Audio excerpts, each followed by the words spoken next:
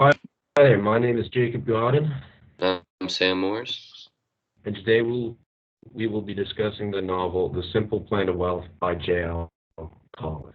This book demonstrates how the journey to become financially independent is not as complicated as the media portrays it, as well as how there is no inherent magic trick to becoming wealthy. Collins' favorite asset that he keeps coming back to in the book is his profound love for index funds.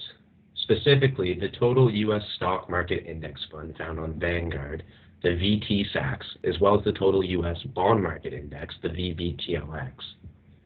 So with that said, what is an index fund? An index fund is seen as a basket that has multiple stocks compiled into one exchange-traded fund or mutual fund available for purchase. So in the case of the VT-SAX, there's a portion of every single company on the U.S. stock exchange in this one fund. Same goes for the VVTLX, but in terms of bonds. Collins' reasoning behind this is found in a phrase found throughout the entire book: the market only goes up. Collins enforces this point by showing historical data of the Dow Jones all the way back to the early 1900s. Through the Great Depression, World War I, World War II, and multiple other tiny wars, the market has always recovered and consistently gone up. Collins strictly enforces the theory of buying and holding the VT-SAX no matter what. If the price drops, be happy and view it as being on sale and buy more shares. So, why does Collins prefer these over purchasing individual stocks? Collins states repeatedly that no matter what, it is impossible to time the market or predict it, along with how it is extremely difficult to create an individual stock portfolio that outperforms the market consistently, commonly referring to Warren Buffett, who was one of the few who were able to create a portfolio to outperform the market, as the Muhammad Ali of the stock market. Seeing how no one else is Warren Buffett, this method is much simpler and provides results for your everyday investor. A fresh Collins brings to light is actively managed mutual funds tend to get worse returns than is reported. These actively managed funds are seen as a profitable business to companies that run them, but not so much for the investors who participate in them. Collins relays the scary statistic that there are more mutual funds out there than stocks themselves.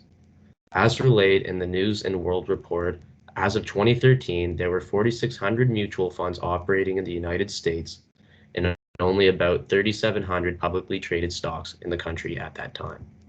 Along with that, 7% of these mutual funds fail each year.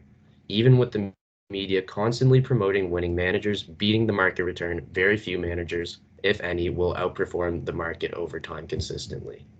Demonstrated in a study conducted by Vanguard, over 15 years, 82% of managed mutual funds failed to outperform the market index, yet all of them proceeded to charge their clients high service fees.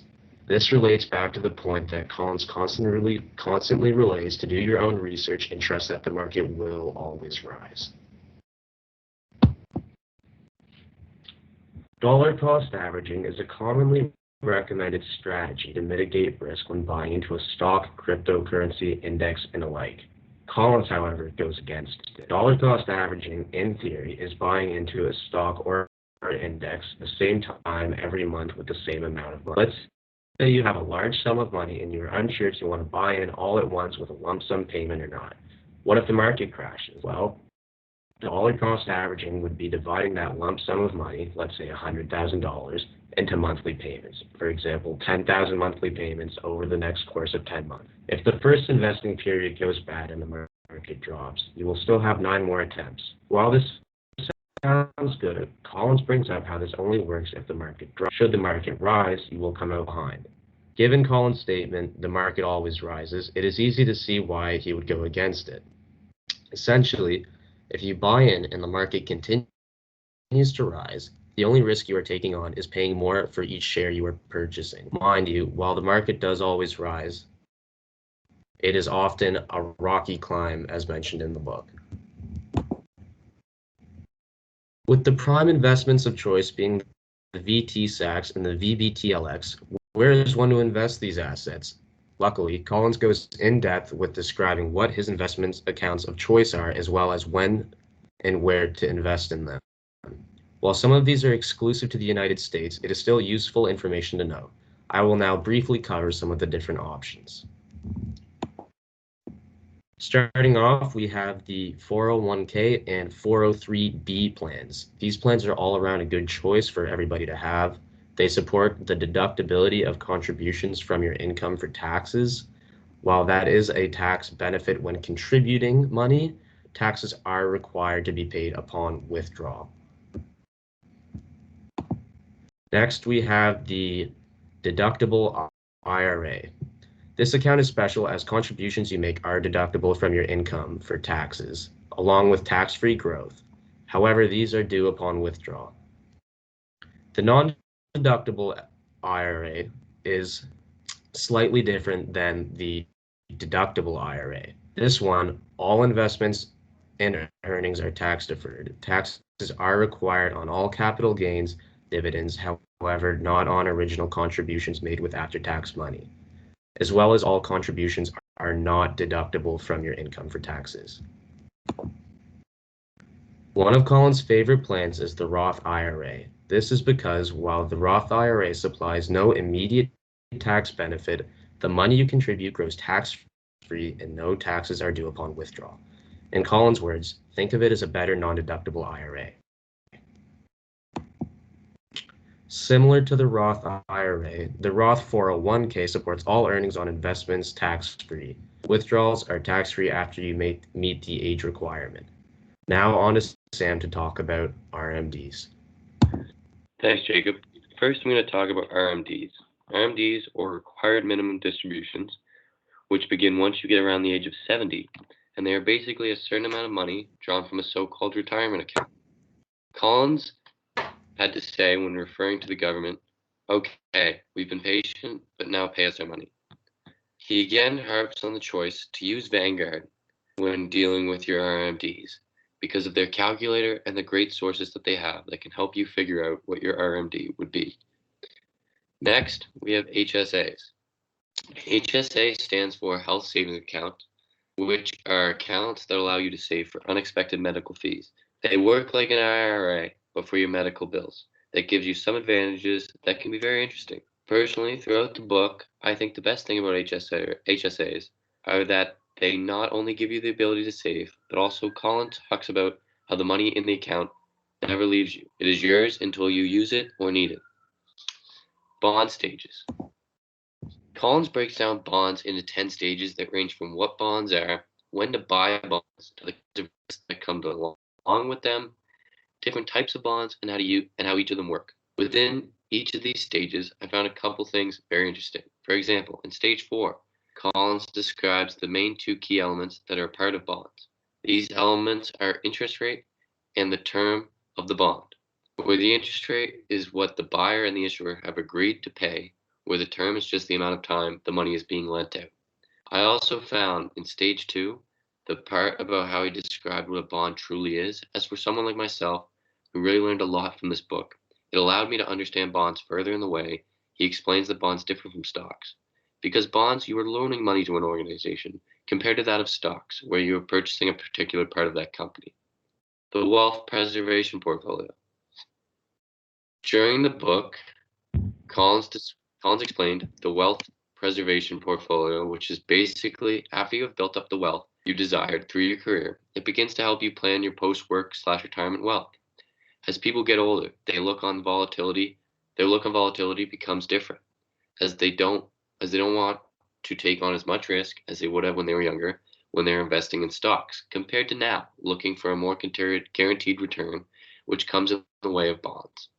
Your portfolio, as Colin states, after you become financially independent, should not be totally reliant on stocks, as the risk is just too high for what most people are looking for in their post-work lifetime. This can come out to keeping 75% of your portfolio in stocks while moving around 20% of it into bonds and around 5% in cash. Now, with that being said, if you want more growth and can stand the added volatility, raise your percentage of stocks. If you want more stability, as I said earlier, increase your bond percentage. Now, the wealth accumulation and wealth preservation. Looking into these two things, you use two funds. as I said already, the wealth accumulation stage and the wealth preservation stage, but also the VT SAX and the VBTLX, as Jacob already touched on. The wealth accumulation happens while you are working and you have constant income that you may use to save or invest. Investing in stocks and keeping a very, very high rate to be able to achieve these financial independence. Collins describes in the book the sense of FU money, which he then later goes on to tell us is a term for financial independence. Wealth preservation is when you enter your post-job life and don't have income coming in from a paycheck of sorts. This is when you use investments made in the accumulation stage and their returns to live. Bonds should be added at this time as they help slow everything down so it doesn't feel as rushed. These stages do have factors, and they give you a brighter picture what you do as an investor. Collins talks about effort and risk factors as the two main ones. Effort is dealing with the amount of work you're going to be willing to put in to make your portfolio structurally sound and gives you the ability to not have a constant worry about your portfolio. Next, Collins then goes and lays out the risk factors that are temperament and flexibility. Temperament is basically just your personal ability to handle the risk, while that of flexibility is understanding that you may need to adjust your spending occasionally. Investment advisors. Now, talking about investment advisors as a very lucrative business as they are paid to handle other people's investments. Collins describes advisors as expensive and do not always come out with the best results. He is not the biggest fan of advisors, as he states multiple times he feels that the ones he has dealt with are not exactly looking out for their client's best interest, but instead for their own personal success. Finally, he talks about giving like a billionaire. Collins describes that he used his so-called FU money to donate and to help those less fortunate with his involvement with charities and funds such as his own, the J.J. Collins Charitable Fund. He also goes on to talk about how he uses his funds not only to build your own fund, but just to help neighbors and friends, as it isn't deductible like having your own fund, but the benefits are immediate. Finally, he says you don't have to give, it is a choice. And if you don't think you have enough to give, wait until you can make a true impact instead of putting yourself in a place you shouldn't be. In conclusion, this book really helped open our eyes to how investing is not all that complicated. Becoming financially independent should be a goal of all individuals, which is why we chose this book and highly recommend it to the entire class. Thank you very much.